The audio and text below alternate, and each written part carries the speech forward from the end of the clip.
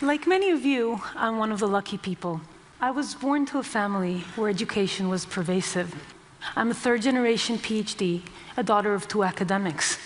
In my childhood, I played around in my father's university lab.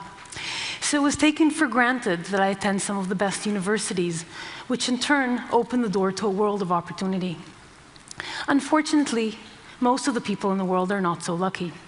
In some parts of the world, for example, South Africa, education is just not readily accessible. In South Africa, the educational system was constructed in the days of apartheid for the white minority. And as a consequence, today there's just not enough spots for the many more people who want and deserve a high-quality education. That scarcity led to a crisis in January of this year at the University of Johannesburg. There were a handful of positions left open from the standard admissions process, and the night before they were supposed to open that for registration, thousands of people lined up outside the gate, in a line a mile long, hoping to be first in line to get one of those positions. When the gates opened, there was a stampede, and 20 people were injured, and one woman died. She was a mother who gave her life trying to get her son a chance at a better life. But even in parts of the world, like the United States, where education is available, it might not be within reach. There's been much discussed in the last few years about the rising costs of healthcare. What might not be quite as obvious to people is that during that same period, the costs of higher education tuition have been increasing at almost twice the rate, for a total of 559% since 1985. This makes education unaffordable for many people. Finally, even for those who do manage to get a higher education, the doors of opportunity might not open. Only a little over half of recent college graduates in the United States who get a higher education actually are working in jobs that require that education. This, of course, is not true for the students who graduate from the top institutions, but for many others, they do not get the value for their time and their effort. Tom Friedman, in his recent New York Times article, captured in a way that no one else could the spirit behind our effort. He said that big breakthroughs are what happens when what is suddenly possible meets what is desperately necessary. I've talked about what's desperately necessary. Let's talk about what's suddenly possible. What's suddenly possible was demonstrated by 3 big Stanford classes, each of which had an enrollment of 100,000 people or more. So to understand this, let's look at one of those classes, the machine learning class offered by my colleague and co-founder Andrew Ng. Andrew teaches one of the bigger Stanford classes. It's a machine learning class, and it has 400 people enrolled every time it's offered. When Andrew taught the machine learning class to the general public, it had 100,000 people registered. So to put that number in perspective, for Andrew to reach that same size audience by teaching a Stanford class, he would have to do that for 250 years. Of course, he'd get really bored. But it's not just about the numbers. It's also about the people. Whether it's Akash, who comes from a small town in India and would never have access, in this case, to a Stanford quality course and would never be able to afford it. Or Jenny, who is a single mother of 2 and wants to hone her skills so that she can go back and complete her master's degree. Or Ryan, who can't go to school because his immune-deficient daughter can't be risked to have germs come into the house, so he couldn't leave the house. I'm really glad to say, recently we've been in correspondence with Ryan, that this story had a happy ending. Baby Shannon, you can see her on the left, is doing much better now, and Ryan got a job by taking some of our courses. So what made these courses so different? After all, online course content has been available for a while. What made it different is that this was a real course experience, and then the students would watch videos on a weekly basis. At the end of the course, the students got a certificate. They could present that certificate to a prospective employer and get a better job, and we know many students who did. Some students took their certificate and presented this to an educational institution at which they were enrolled for actual college credit. So these students were really getting something meaningful for their investment of time and effort. Let's talk a little bit about some of the components that go into these courses. The first component is that when you move away from the constraints of a physical classroom and design content explicitly for an online format, you can break away from, for example, the monolithic 1-hour lecture. You can break up the material, for example, into these short modular units of 8 to 12 minutes, each of which represents a coherent concept. Students can traverse this material in different ways depending on their background, their skills, or their interests. So for example, some students might benefit from a little bit of preparatory material that other students might already have. Other students might be interested in a particular enrichment topic that they want to pursue individually. So this format allows us to break away from the one-size-fits-all model of education and allow students to follow a much more personalized curriculum. Of course, we all know as educators that students don't learn by sitting and passively watching videos. Perhaps one of the biggest components of this effort is that we need to have students practice with the material and in order to really understand it. There's been a range of studies that demonstrate the importance of this. This one that appeared in Science last year, for example, demonstrates that even simple retrieval practice, where students are just supposed to repeat what they already learned, gives considerably improved results on various achievement tests down the line than many other educational interventions. This is a kind of simple question that I, as an instructor, might ask in class. But when I ask that kind of a question in class, 80% of the students are still scribbling the last thing I said. 15% are zoned out on Facebook. And then there's a smarty pants in the front row who blurts out the answer before anyone else has had a chance to think about it. And I, as the instructor, am terribly gratified that somebody actually knew the answer. And so the lecture moves on before really most of the students have even noticed that a question had been asked. Here, every single student has to engage with the material. Now, of course, these simple retrieval questions are not the end of the story. One needs to build in much more meaningful practice questions. And one also needs to provide the students with feedback on those questions. Now, how do you grade the work of 100,000 students if you do not have 10,000 TAs? The answer is you need to use technology to do it for you. Now, fortunately, technology has come a long way, and we can now grade a range of interesting types of homework. In addition to multiple choice and the kinds of short answer questions that you saw in the video, we can also grade mathematical expressions as well as mathematical derivations. We can grade models, whether it's financial models in a business class or physical models in a science or engineering class. And we can grade some pretty sophisticated programming assignments. So let me show you one that's actually pretty simple but fairly visual. This is from Stanford's Computer Science 101 class, and the student is supposed to color correct that blurry red image.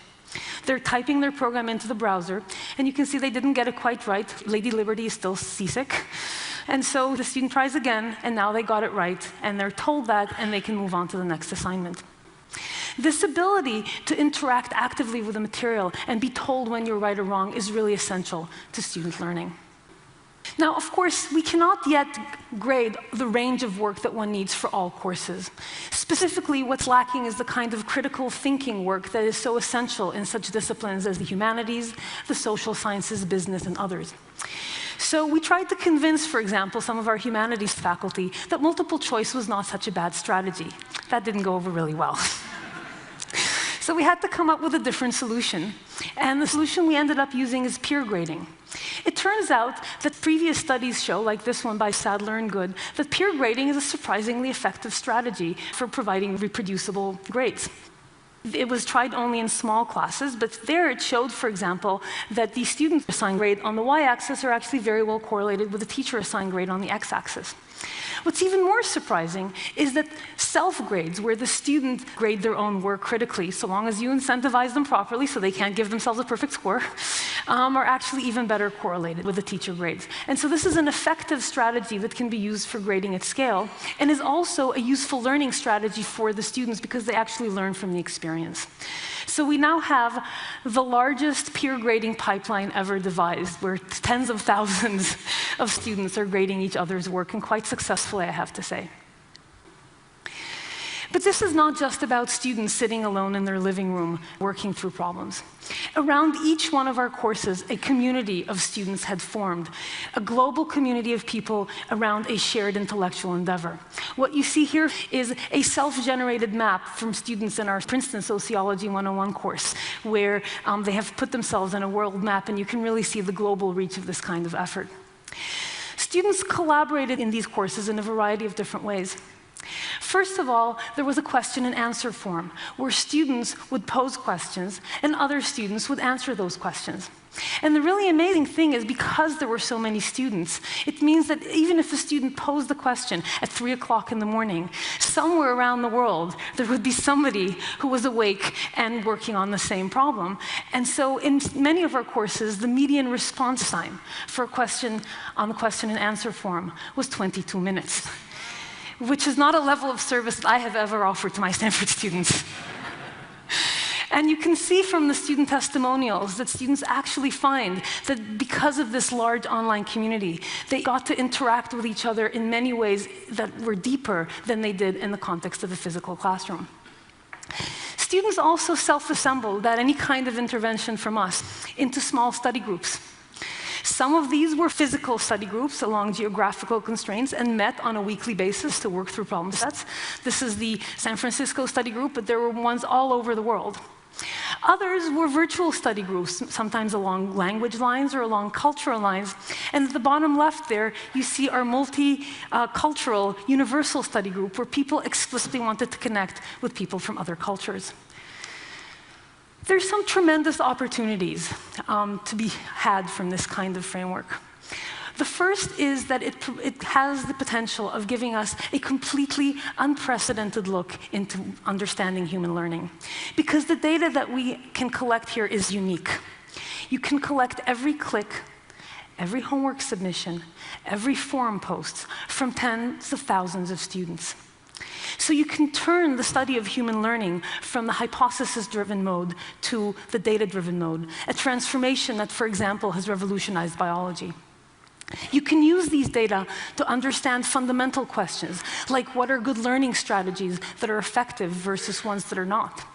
And in the context of particular courses, you can ask questions like, what are some of the misconceptions that are more common, and how do we help students fix them? So here's an example of that, also from Andrew's machine learning class. This is a distribution of wrong answers to one of Andrew's assignments. The answers happen to be pairs of numbers, so you can draw them on this two-dimensional plot. Each of the little crosses that you see is a different wrong answer. The big cross at the top left is where 2,000 students gave the exact same wrong answer. Now, if 2 students in a class of 100 give the same wrong answer, you would never notice. But when 2,000 students give the same wrong answer, it's kind of hard to miss. So Andrew and his students went in, looked at some of those assignments, understood the root cause of the misconception, and then they produced a targeted error message that would be provided to every student whose answer fell into that bucket, which means that students who made that same mistake would now get personalized feedback telling them how to fix their misconception much more effectively. So this personalization is something that one can then build by having the virtue of large numbers. Personalization is perhaps one of the biggest opportunities here as well, because it provides us with the potential of solving a 30-year-old problem. Educational researcher Benjamin Bloom in 1984 posed what's called the 2 sigma problem, which he observed by studying 3 populations. The first is the population that's studied in a lecture-based classroom. The second is a population of students that studied using a standard lecture-based classroom, but with a mastery-based approach, so that students couldn't move on to the next topic before demonstrating mastery of the previous one. And finally, there was a population of students that were taught in a one-on-one instruction using a tutor. The mastery-based population is a full standard deviation, or sigma, in achievement scores better than the standard lecture-based class. And the individual tutoring gives you 2 sigma improvement in performance. To understand what that means, let's look at the lecture-based classroom, and let's pick the median performance as a threshold. So in the lecture-based class, half the students are above that level and half are below. In the individual tutoring instruction, 98% of the students are going to be above that threshold. Imagine if we could teach so that 98% of our students would be above average. Hence, the 2 sigma problem. Because we cannot afford, as a society, to provide every student with an individual human tutor. But maybe we can afford to provide each student with a computer or a smartphone. So the question is, how can we use technology to push from the left side of the graph, from the blue curve, to the right side with the green curve? Mastery is easy to achieve using a computer, because a computer doesn't get tired of showing you the same video 5 times. And it doesn't even get tired of grading the same work multiple times. We've seen that in many of the examples that I've shown you.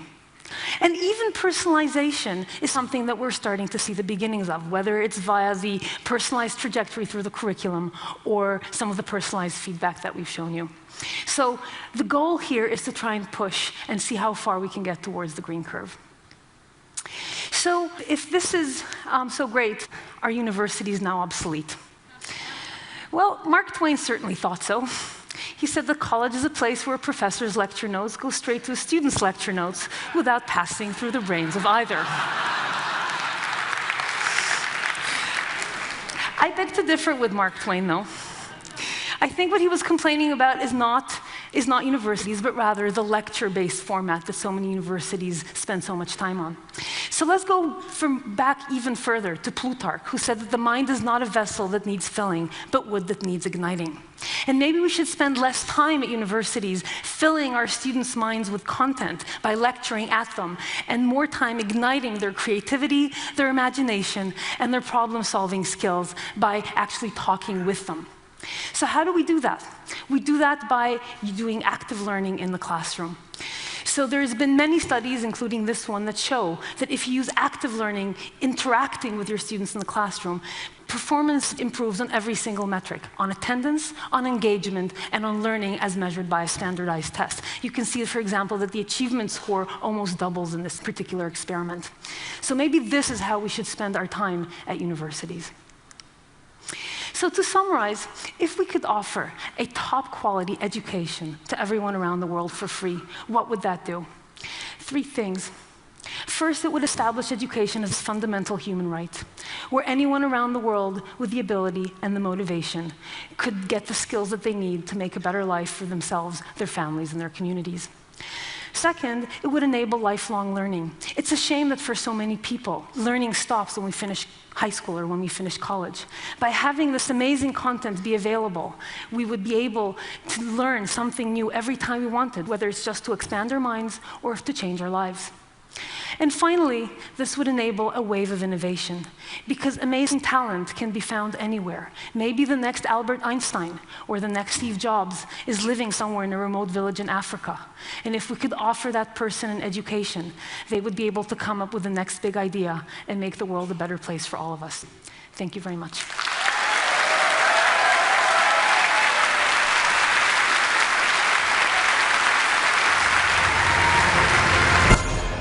O GH é o hormônio da juventude, porque ele estimula colágeno, né?